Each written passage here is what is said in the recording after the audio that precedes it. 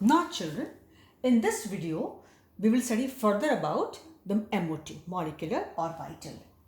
In the last video, we had seen then when atoms approach each other, their atomic orbitals lose their complete identity, mutually overlap and give rise to same number of new orbitals, and we call them molecular orbitals.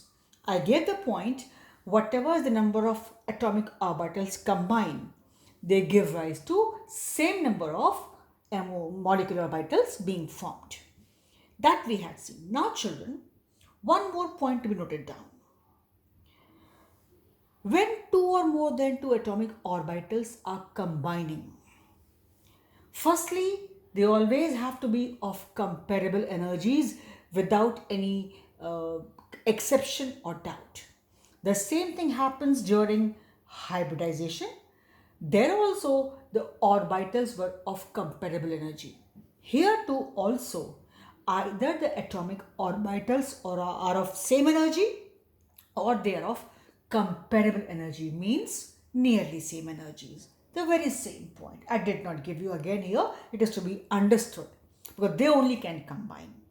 Secondly, whatever number of atomic orbitals are combining, same number of new orbitals are being formed. Now, what happens here, children? Suppose I have 1s orbital of one atom combining with the 1s orbital of the other atom. Okay? So how many have combined? Two have combined. So these two atomic orbitals will give rise to same number of two new molecular orbitals. Two MOs will be formed. Now what happens? The next logic is, as I said, whatever number of orbitals will combine, same number of new orbitals will be formed, which are your so-called MOs, molecular orbitals. Now children, next point is that some molecular orbitals formed will have energy lower. Try to understand.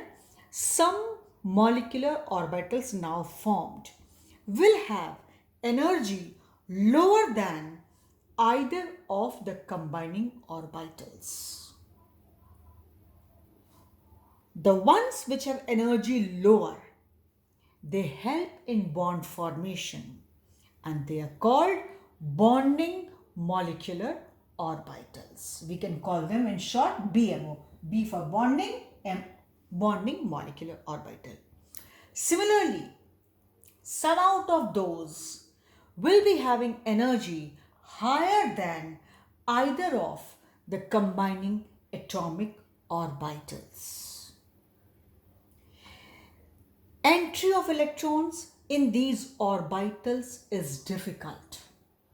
Hence, they do not help in bond formation. They are destructive by nature and are called anti-bonding molecular orbital. Anti-bonding molecular orbital.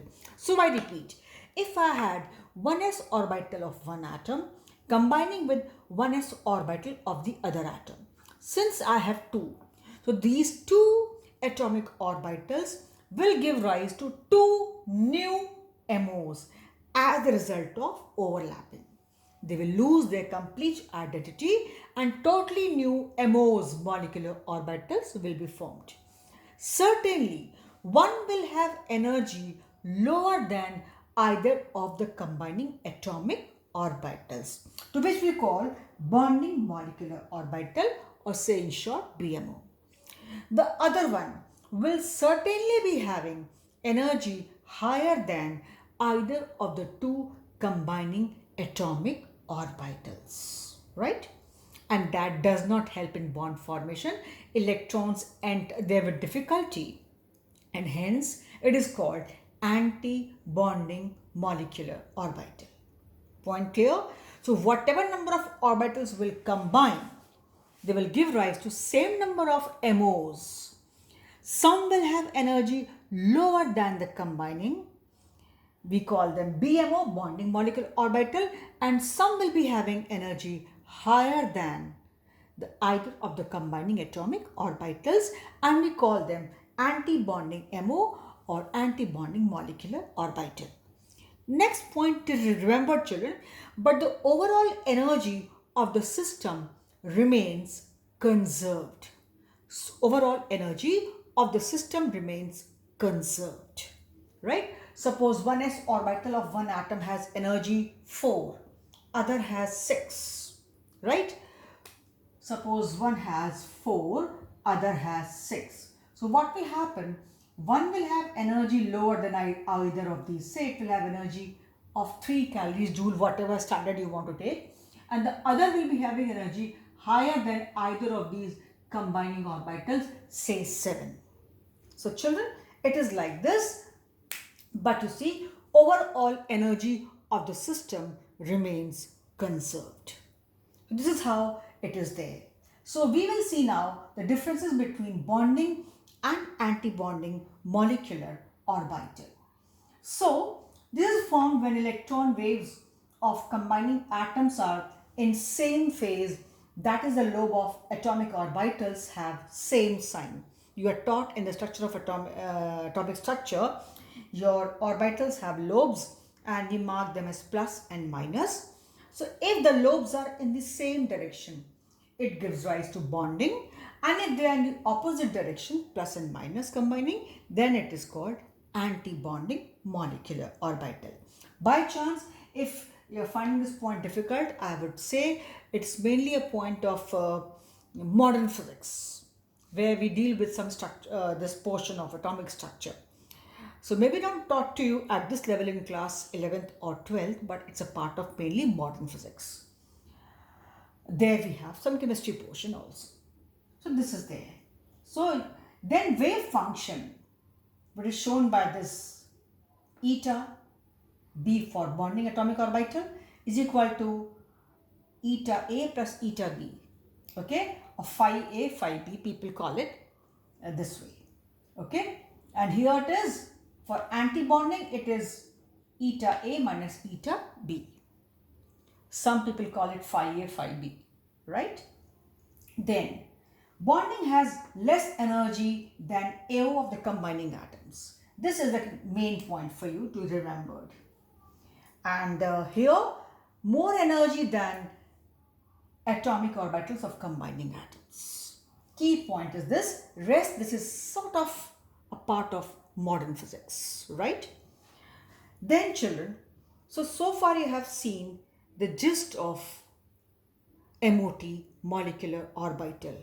I once again repeat, when two or more than two atomic orbitals of nearly same energies, combining comparable energies, combine, they give rise to same number of new orbitals, we call them molecular orbitals. They lose their complete identity.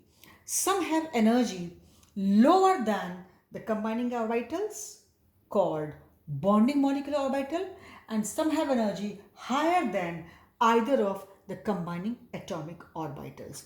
Electrons enter there with difficulty, they do not help in bond formation, and they are called anti-bonding molecular orbital.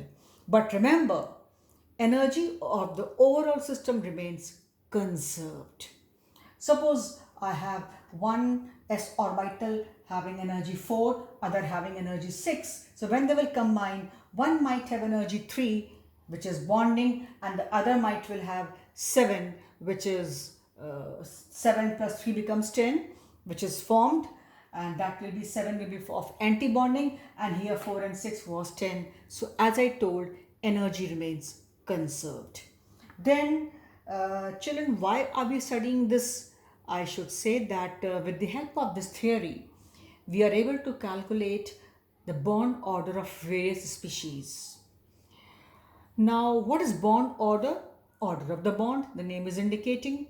So, in order to calculate bond order, we have to fill electrons in the increasing order of their energy levels.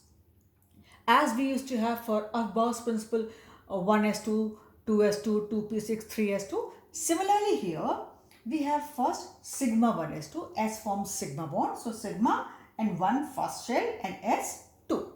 Then children, this was bonding. Now it will be next with anti-bonding. Energy level.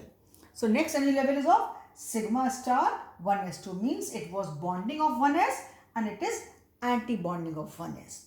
The star shows anti-bonding. The star shows the orbital with high energy. So sigma 1s2, sigma star 1s2. Then sigma 2s2. The energy was of for sigma 2s2. Then sigma star 2s2. 2s2 of lower energy and 2s2 of higher energy. Sigma means because S form sigma bonds. Then we have next pi 2px2 and then pi 2py2. They have nearly same energies, that's why it was there.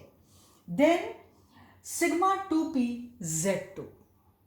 Sigma 2pz2. Then children, we have the energy level of pi star 2px2 and the nearly same pi star 2py2. And the highest energy was for pi star 2pz2.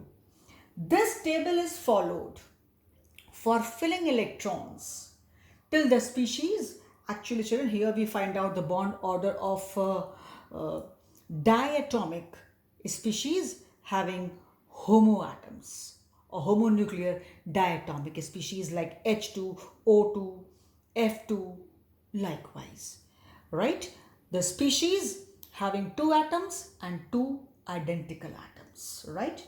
That is in your syllabus. So if species was having the atomic number till 7 of the element, it was like H2, He2, any element till atomic number 7. If it was there, this table is to be followed. If we had O2, atomic number 8, F2, atomic number 9, then what happened children? Everything was same. Then what happens? Here, everything is same here. Here, we first have sigma 2pz2, then only we have pi 2px2, pi 2py2, then pi star 2px2, pi star 2py2, and then only sigma 2pz2. Means nothing to worry, don't get tense. The only difference is that once we have atomic number above 7, means O2 and F2, these cases, then this one, sigma 2pz2, is filled before this. It comes here. It comes at this point. It comes at this point. This comes here. Okay? This is filled before this. That's it. In those cases, it was found that the energy of sigma 2pz2 was lower than this pi 2px2 and pi 2py2. Again, I am saying theory. Some logics are there acceptable. Some logics are actually somewhere not very clear till date, and somewhere it's not easy to accept those facts. It is a theory, study as a theory. I again repeat, when we had the species where the element had atomic number till 7, this table will go this way for filling. But if we had the case of O2 and F2 where atomic number was above 7, it was found that this sigma 2pz2 was filled before pi 2px2 and pi 2py2. This is here. I have shown here. Rest remains everything same.